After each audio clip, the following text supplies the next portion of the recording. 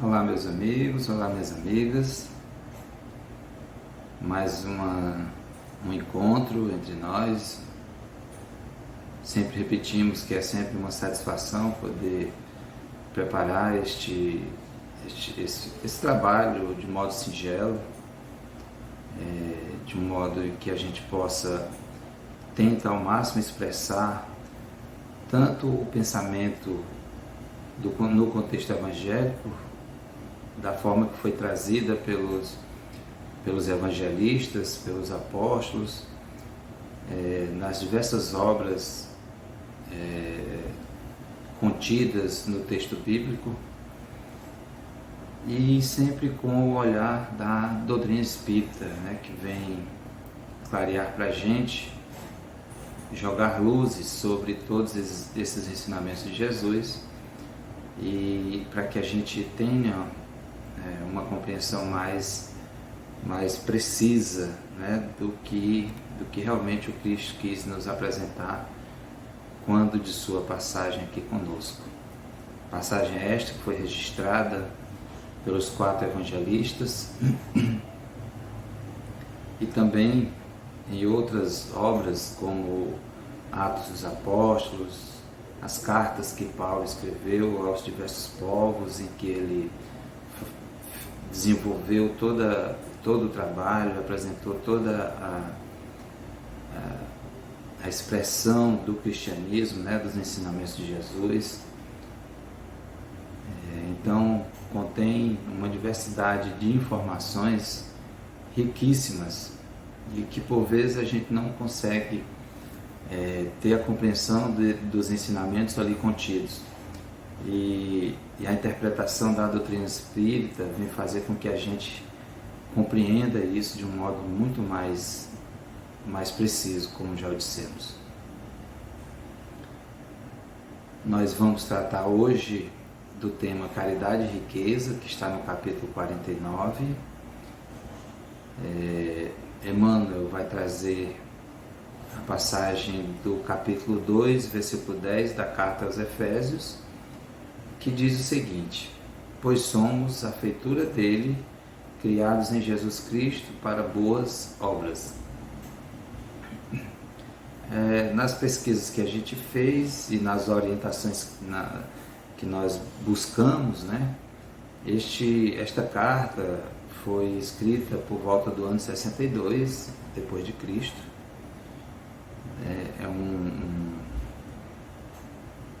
Ele vem trazer essa mensagem justamente para reaquecer o coração dos irmãos de Éfeso, nos demonstrando que nós somos nós fomos criados por Deus, por um único que é o responsável pela criação de todo o universo, e que nós temos necessariamente dentro de nós virtudes ou a capacidade de desenvolver virtudes que nos direcionam no caminho do bem, na prática das boas obras, na realização de boas obras. E nas nossas pesquisas, a gente também localizou esse mesmo versículo. Emmanuel traz em uma outra obra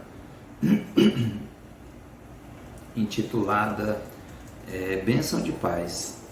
E o título nesta outra obra, no capítulo 25, intitulado Diante dos Homens. Vamos trazer só 2 pequenos trechos aqui para a gente compreender a situação que ora vivenciamos, especialmente com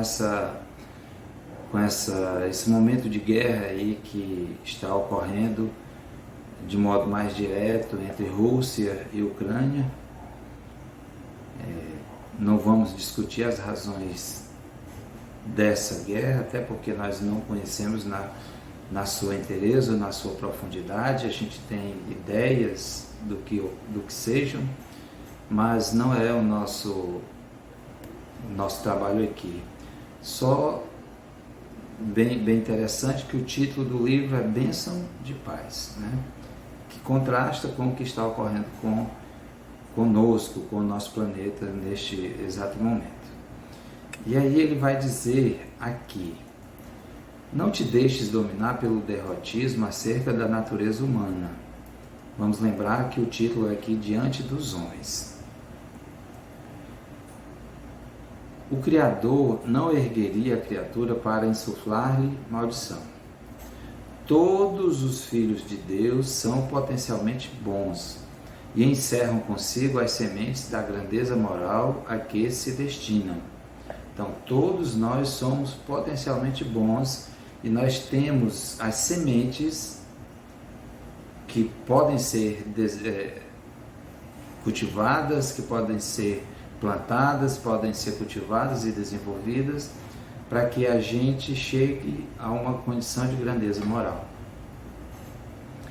E aí ele faz o contraponto aqui, dizendo que o pessimismo possivelmente objetará que, em contraposição às nossas afirmativas de que todos nós temos essa semente, né, que vão nos levar a essa grandeza moral, então, em contraposição às nossas afirmativas, encontramos a presença dos homens onde? Nas guerras, que envilecem nações, nos vários sistemas de cativeiro que ainda rebaixam a espécie humana, nos cadastros policiais que patenteiam a criminalidade existente no mundo e nos vícios que corrompem coletividades inteiras.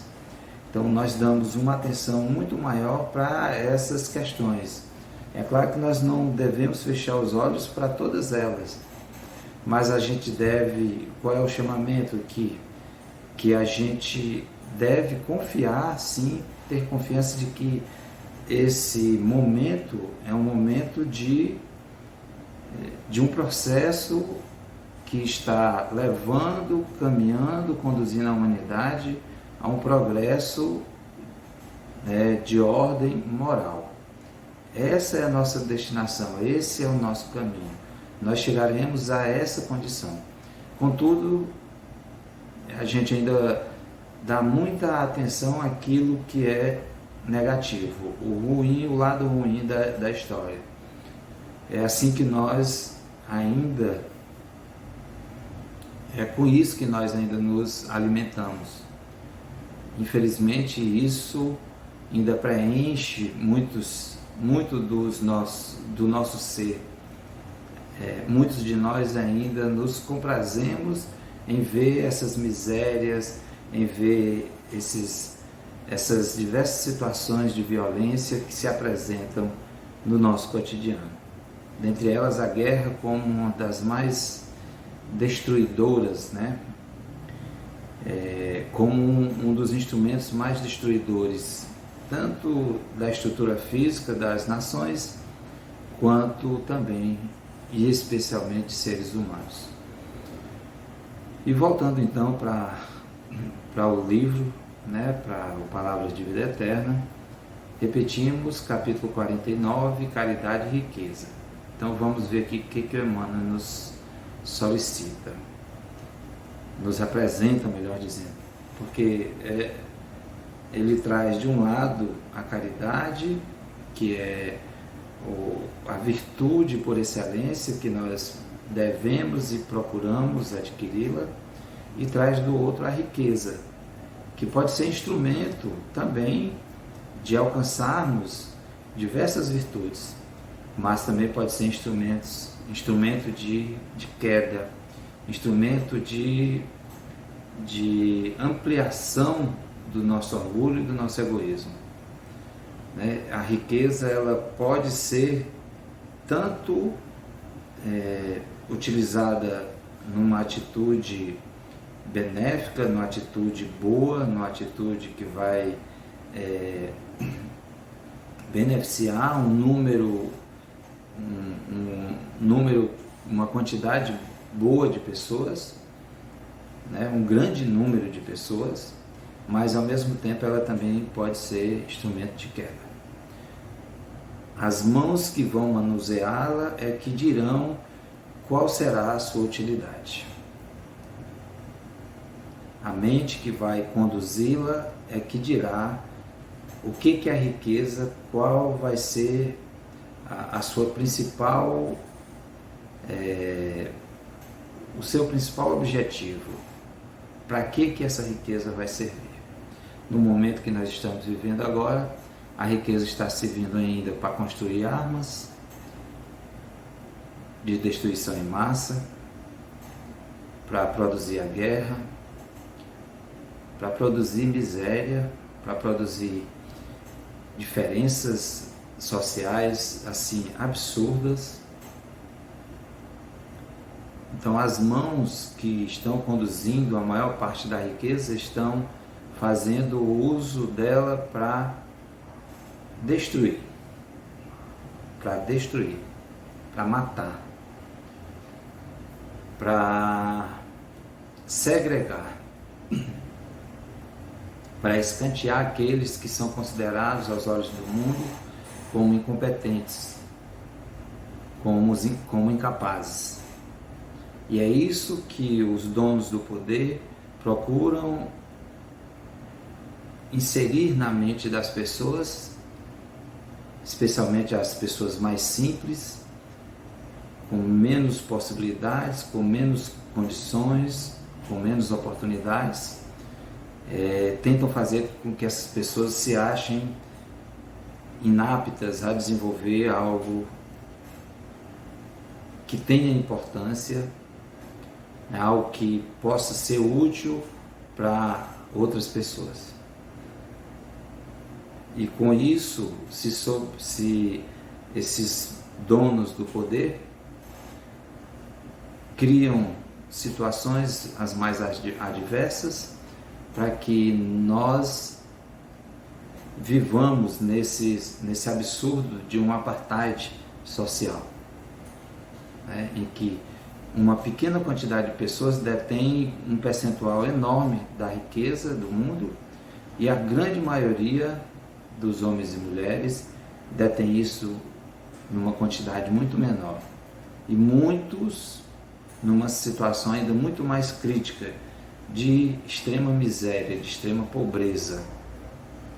E isso não é responsabilidade nenhuma de Deus, é responsabilidade nossa, dos homens, que ainda somos egoístas, queremos acumular mais e mais essas riquezas, enquanto outros semelhantes nossos estão aí vagando nas ruas, morrendo à fome, contando com a boa vontade de alguns, para que tenham um mínimo de alimento no seu dia a dia. E aí depois vão reclamar das lutas, dos assaltos, dos roubos, porque detém boa parte da riqueza, não a distribui de um modo mais correto, e depois vão criar presídios, locais para dividir essas pessoas que, em grande parte, se fazem uso do crime, mas por uma necessidade básica, que é de alimentar, que é de vestir, que é de ter saúde, que é de ter educação, coisas que são oferecidas a conta-gotas para a maior parte da humanidade, para a maior parte da sociedade. Então, mas vamos ver o que o Cristo traz, o que o Emmanuel traz aqui a partir dessa passagem do texto de Paulo aos Efésios, da carta de Paulo aos Efésios. Se acreditas que apenas o ouro é base corrente da caridade, lembra-te de Jesus, que enriqueceu a terra sem possuir uma pedra onde repousar a cabeça. Descerrando o próprio coração, ei-lo a espalhar os bens imarcessíveis do Espírito. Então vamos lá.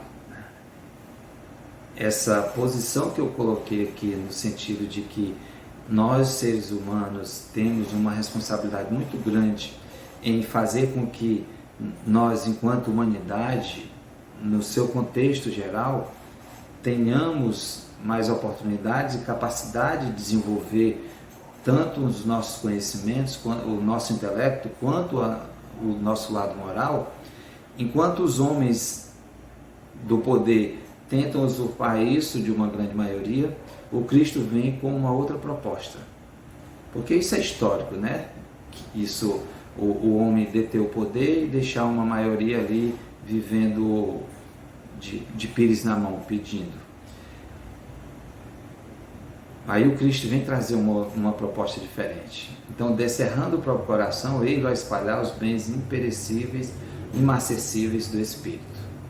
Então, nós temos... lembra lá do outro texto, né, em que Emmanuel diz que a gente tem dentro de nós sementes que vão nos conduzir a um patamar de elevação, chegar a uma condição de angelitude. Então, o Cristo fez luzir a estrela da humanidade à frente dos poderosos. Ensinou aos discípulos a verdade sem afetação. Deu assistência aos enfermos, forneceu coragem aos desalentados, ministrou consolação aos aflitos, imprimiu nova visão aos olhos de Madalena. Então, tudo isso aqui nós podemos fazer sem ter uma única moeda no bolso. Dar assistência aos enfermos, não necessariamente com algo material, mas nós podemos dar essa assistência com uma visita a alguém que está enfermo, com uma palavra amiga, com uma oração, com uma prece, com atenção, com cuidado, nós podemos dar essa assistência. Forneceu coragem aos desalentados, porque ele disse que veio nos demonstrar a imortalidade da alma. Ele veio dizer para todos nós, humanidade, que a vida aqui na Terra ela é só uma passagem, ela é só um minuto na existência. E ele comprovou isso após a sua morte na cruz, em que após 3 dias ele vem, se materializa ali para Madalena, depois se materializa para os apóstolos e vem dizer que a vida é abundante e que nós precisamos viver a verdade para que a gente viva sem afetação, porque a mentira não vai nos trazer absolutamente nada de positivo. Só vai atrasar o nosso processo de desenvolvimento moral. E viver a verdade, ela é imprescindível para todos nós. Já é a demonstração do desenvolvimento da nossa capacidade moral. E um grande exemplo é quando ele dá essa assistência para Maria Madalena, né? Que aos olhos dos homens era alguém extremamente perdida, estaria perdida. Acendeu súbita claridade no ânimo de Zaqueu. Desce daí, Zaqueu, que hoje estarei contigo para fazer uma refeição. Desce daí que eu irei almoçar contigo. Olha que convite, alguém que era odiado ali pela sociedade, e o mestre que veio com essa grande lição chega para esse ser que é odiado pela sociedade ali ao seu redor e diz para ele que vai ter com ele em sua casa, que vai jantar, que vai se alimentar, que vai comer lá na sua residência. Olha que para que uma injeção de ânimo maior do que essa, né? Envolveu em compassivo entendimento a incompreensão de Judas. Quando Judas comete o suicídio, que o Cristo já estava ali nos momentos finais da crucificação e que ele convoca espíritos da sua equipe pedindo para socorrer Judas, que havia cometido o ato. Cercou de bondade o esmorecimento de Simão Pedro, aquele homem que se tornou uma rocha após a saída do Cristo, após Cristo deixar totalmente, materialmente, quero dizer, o nosso planeta. Endereçou bênçãos de compaixão à turba desenfreada aos pés da cruz, todos lamentando, muitos lamentando lá a sua morte, e ele transmitindo esperança. Inclusive para os seus algozes: Pai, perdoa-lhes, eles não sabem o que fazem. Brindou o mundo com esquecimento do mal, retomando-lhe o convívio depois do túmulo. O que ocorre com boa parte dos espíritos que deixam a vida material e que, por alguma razão, ainda alimentam ódio e rancor dentro de si? O que eles fazem? Tentam voltar para poder estabelecer um sentimento de vingança. Imagine se a gente passasse por uma situação como a que o Cristo passou. O que nós faríamos, né? Então, o Cristo veio dar a demonstração da sua grandeza, de perdão incondicional, de perdão absoluto. E veio dizer para nós, humanidade: a morte, ela é fictícia. Ela, na verdade, é apenas a mudança de um estabelecimento. É apenas a mudança de uma região para outra. Recorda, pois, que também podes distribuir das riquezas que fluem de ti próprio, cuja aquisição é inacessível à moeda comum. É o que nós falamos, é o bem que nós já podemos exercer. É a caridade desinteressada que nós já podemos direcionar para pessoas que estejam dependendo desse nosso aparato, né? E a gente já tem possibilidade, já tem condições de fazer isso. Oferece aprovação e estímulo ao bem, apoio e conforto à dor. É o que nós fazemos, que os diversos religiosos sinceros, nas suas igrejas, nos seus templos, nas suas casas espíritas, fazem no sentido de amparar aquelas pessoas que estão necessitando de um diálogo, que estão necessitando de colo mesmo, né? de dividir suas dores e sofrimentos para que aliviem seus corações. Estenda ternura e simpatia, concurso e fraternidade. Fraternidade, que palavra linda! Quando a humanidade aprender a vivenciá-la, nós teremos um outro mundo. Espalha compreensão e esperança entre aqueles com quem convives e recebe com gentileza e bondade aqueles que te procuram. Por mais que a gente esteja vivendo um momento conturbado, mas se chega alguém para ti que esteja numa situação ainda mais delicada, estende os braços, oferece um afeto, oferece teus ouvidos, oferece uma boa mensagem, porque talvez essa pessoa seja até um instrumento de cura para aquilo que tu está vivendo, porque através do bem que tu vai exercer, que tu vai praticar, tu passa a perceber que aquilo que tu está vivendo é ínfimo e tu acaba se curando daquilo. Não guardes sobras na bolsa para atender aos planos da caridade. Não aguardes sobras na bolsa. Nunca, assim, a grande maioria nunca terá, né, recursos mais em quantidade maior. Aquilo que nós podemos oferecer, ofereçamos. Vamos lembrar da viúva que deitou 2 moedas no gasofilácio, 2 pequenas moedas de pequeno valor, mas era tudo que ela tinha, ela ofereceu tudo que ela podia. Ofereçamos e demos tudo que nós pudermos. Lembra-te de que o amor é inesgotável na fonte do coração e de que Jesus, ainda hoje, com Deus e com o amor, vem multiplicando dia a dia os eternos tesouros da humanidade.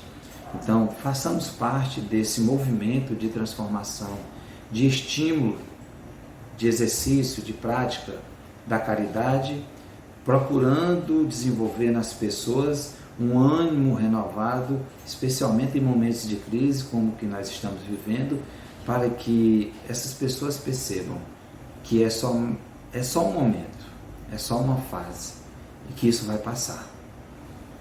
Isso vai passar. Essas guerras passarão. Esses ditadores passarão. Esses homens que detêm o poder e que desejam se sobrepor aos mais simples e humildes, eles passarão. Não nos esqueçamos disso, que o nosso governador planetário, o nosso mestre, nosso guia e modelo é Jesus. E o exemplo que ele trouxe não foi do poder da riqueza material, mas do poder da riqueza espiritual. Procuremos internalizar isso de verdade em nossos corações. Que Deus abençoe a todos vocês, a todos os seus entes queridos, e que seus corações possam se encher de alegria e de vontade de exercer o bem. Fiquemos todos na paz do Cristo.